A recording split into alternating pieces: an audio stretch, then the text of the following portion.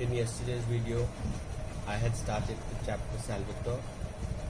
We had reached page 7. Those who have the books can open your books out.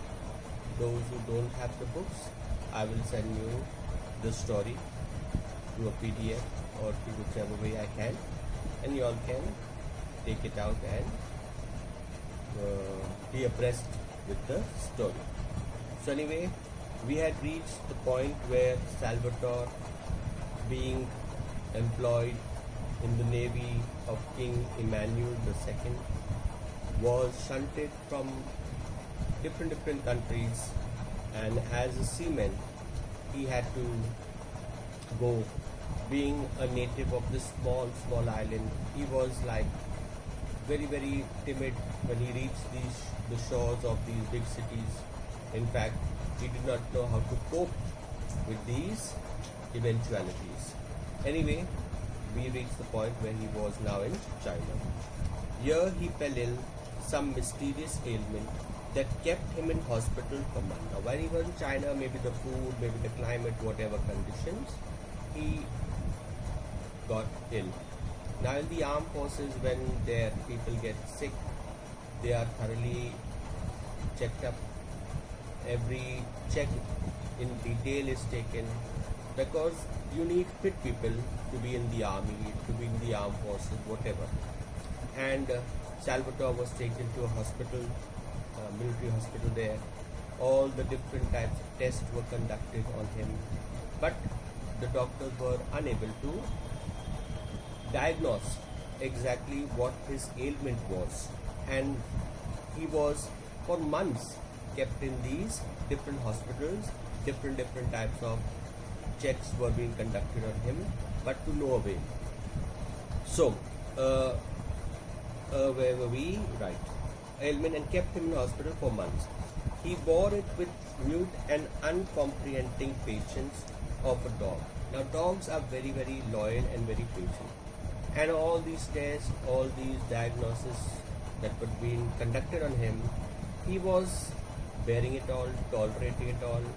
He was alone, not being aware of the culture, the people here.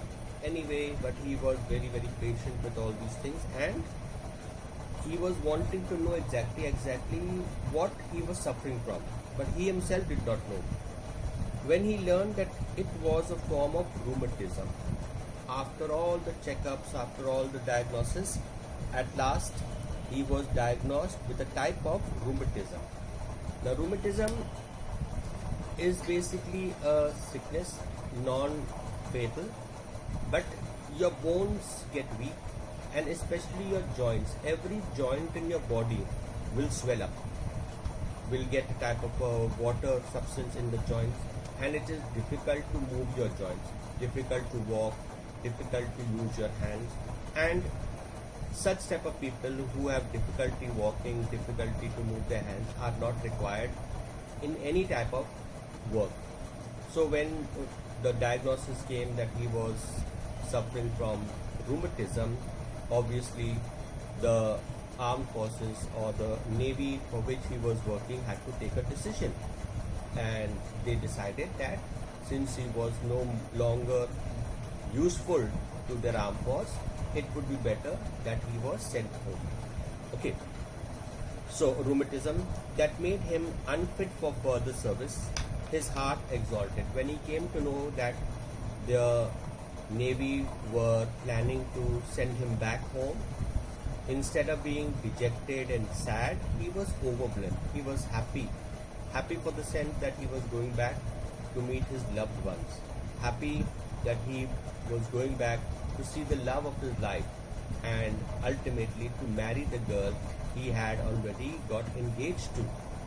So, for he could made him unfit, for he could go home, and he did not bother. In fact, he scarcely listened when the doctors told him that he would never be quite well. So, exactly as he was told by the doctors, they explained to him his physical condition.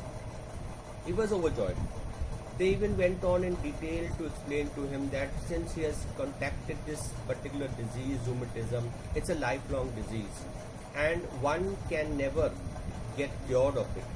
In fact, you can take treatment, you can, for all the pains and aches, there are different treatment there, but you will never be the same again. You can never be a fit and a healthy human being again with this particular sickness.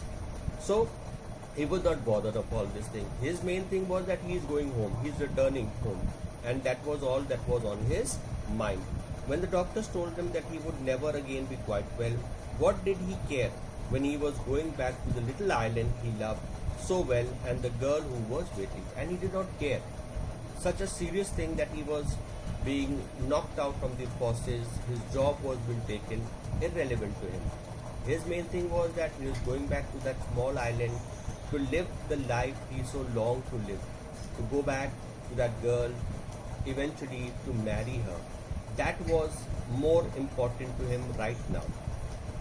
When he got into the rowing boat that met the steamer from Naples and he was rowed ashore, he saw now from China he was taken to that his native place Naples.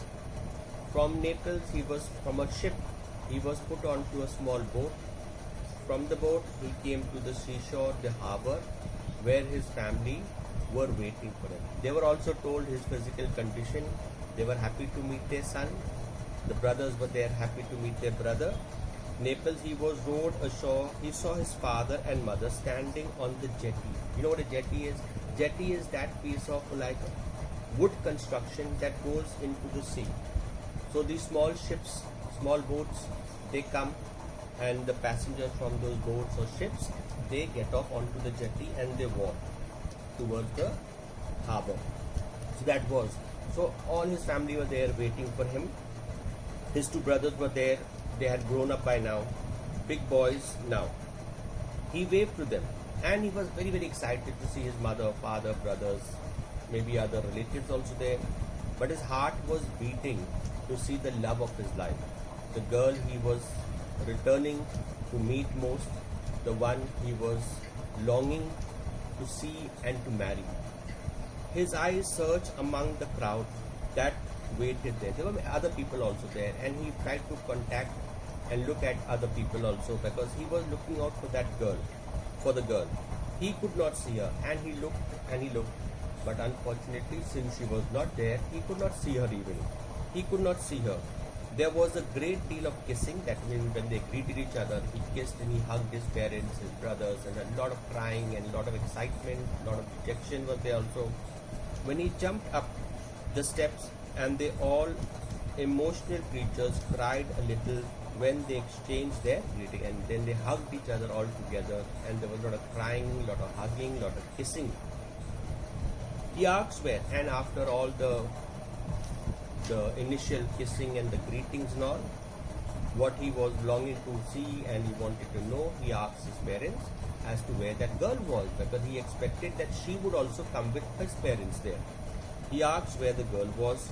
His mother told him that she did not know. Now his mother told him lies and his mother told him that we have kept it a secret and your to-be wife or fiancé, whatever you can call it, does not know that you are coming back.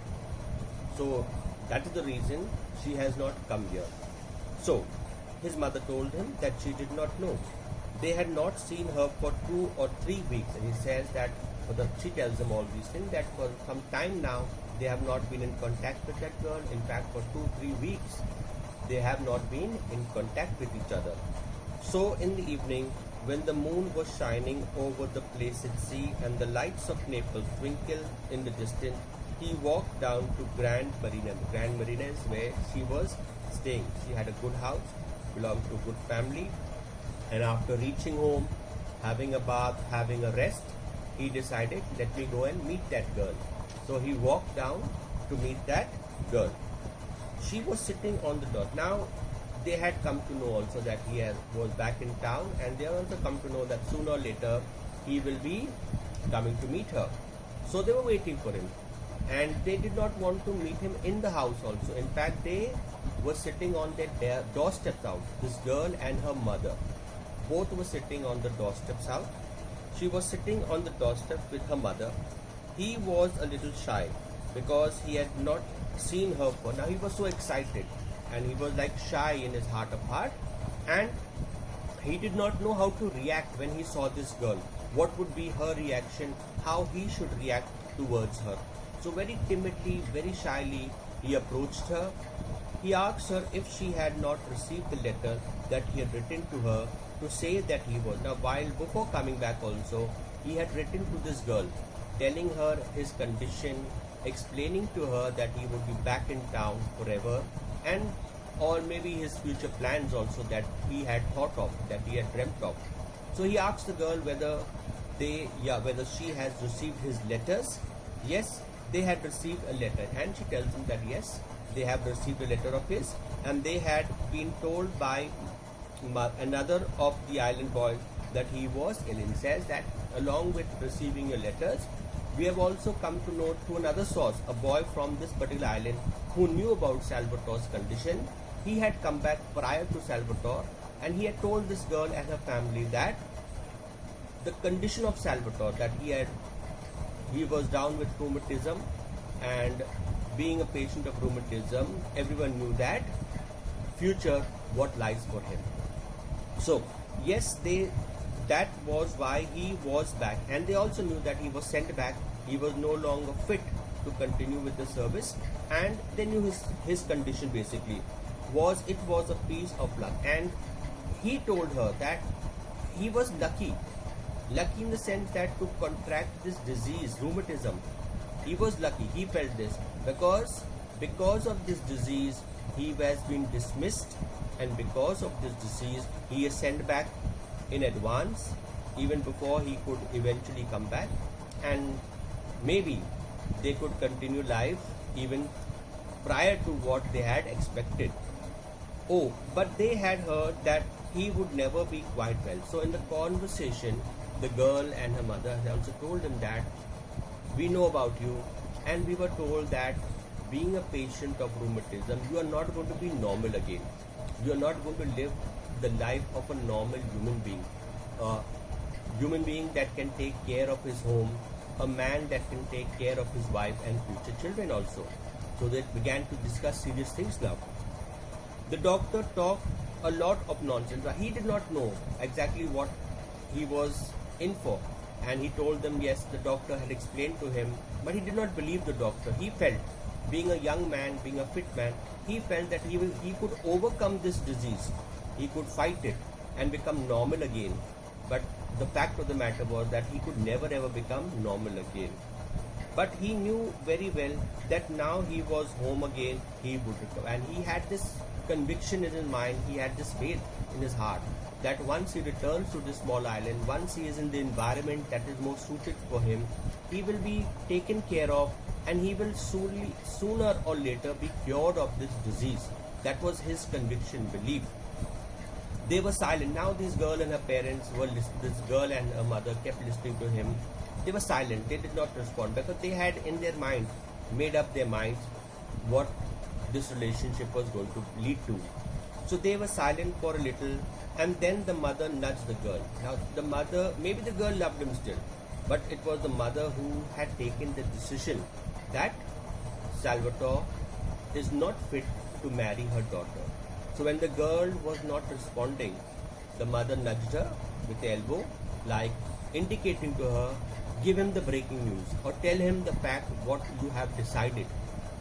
She did not try to soften the blow, and in front of Salvatore only, she would care too less whether he saw her or did not see her, and she just reacted in that way.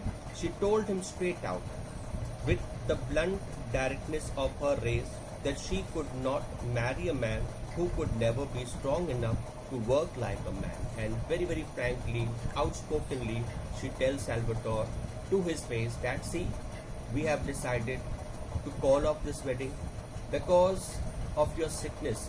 You can never be normal again. And to have a happy, content, married life, a strong, a fit man is required.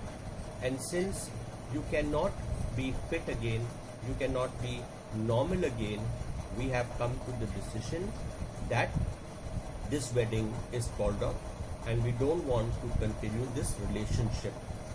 They did not, they had made up their minds, her mother and her father, and she very, very outrightly, frankly, she tells them that all three of them, her parents and herself, have thought over this matter and have come to the conclusion that it is not advisable to go along with this wedding. So they just break this relationship off and tell it to him very, very frankly, very, very bluntly. So, and father and she and her father could never give consent, and she puts most of the blame on her father and tells him that her father was the one who was not willing to let this relationship continue. So I think we have done enough for the day today. We have reached page number 8 and we'll stop here. Next time we will continue from page 8. Goodbye. God bless.